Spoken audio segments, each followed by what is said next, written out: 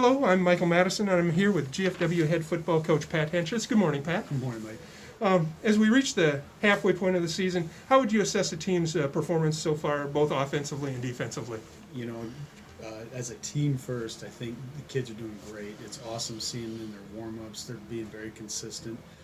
We were talking yesterday, if we had to talk about how many quarters at varsity games we've competed, 11 out of 12 probably in the last 3 games. And we had one quarter last week.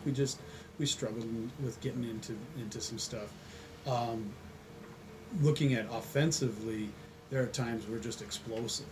And what's happening is I'm watching film and talking to the kids is we're going into situations where we have a lot of kids who haven't played varsity ball. And so they want to make sure they get their jobs right. And so we got to take them from that step of did I do the right thing on this to now envisioning the finish. So if I'm a guard and I got a trap, I don't want to just trap that guy. I want to make sure I finish that trap, kind of blocking through the guy, and like we do with defense, tackling through the guy. Our communication's getting better. I love how physical we are on defense, and we really fly around. It's just being more consistent in that. And that's on us as coaches and making sure that we're consistent in practice. But to be honest, at the varsity level, the kids are really, really taking it in. The JV level, I'm real proud of where the kids have come. They had their first game just this last Monday, and it was a struggle. It was a tough game. But at the same time, I think they learned a lot about themselves, and they got better as the game went on. So I'm excited to see what they do next Monday. Okay, very good. What would you say you've been able to take away from the first 3 games? Yeah, I love being around these kids personally. It's been unique, not just for our program, but for a lot of programs. I think I get somewhere between 10 and 15 emails a day. All of us football coaches in the state of Minnesota do of teams having to cancel, or I think there were 5 teams this week. It's their homecoming today, and they're looking for games. And so for us, just taking it one practice at a time, and really when they talk about playing 6 seconds at a time, you really have to just do that now. We can plan for next week, but things are going to change. I love how this team has really come together. They've never. You look at last year's team, and those guys played together from when they were freshmen. This year's team, some of these kids fit in certain roles in the last couple of years. Maybe played a little bit of varsity, but never have they really played collectively together. So it's good to see that coming along. I love how they're celebrating each other's successes.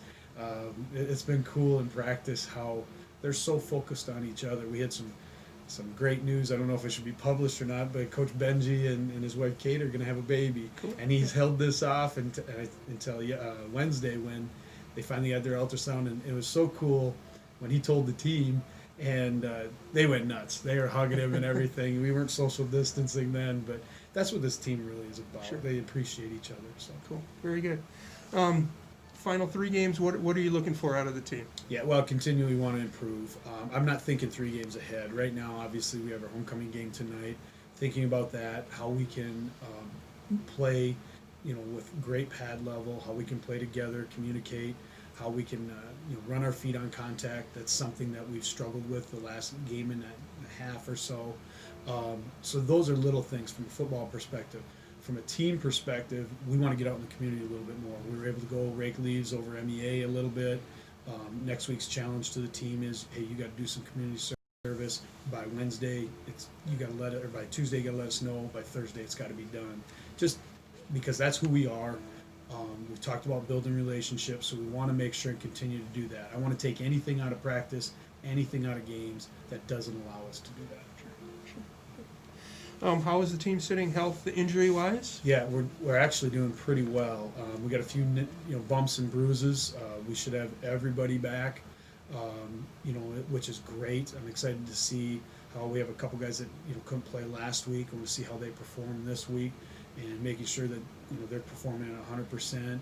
But we're sitting real good. Sure, very good. Got the homecoming game tonight. What can fans expect to see out there tonight? Well, if it's any indication, we practice pretty aggressively this week. We hit bags a lot, 3 days a week out of the week we did. I expect us to be pretty physical. I really expect them to be having some fun. I expect fans to see the kids celebrating each other's successes, like I said earlier. St. James is down.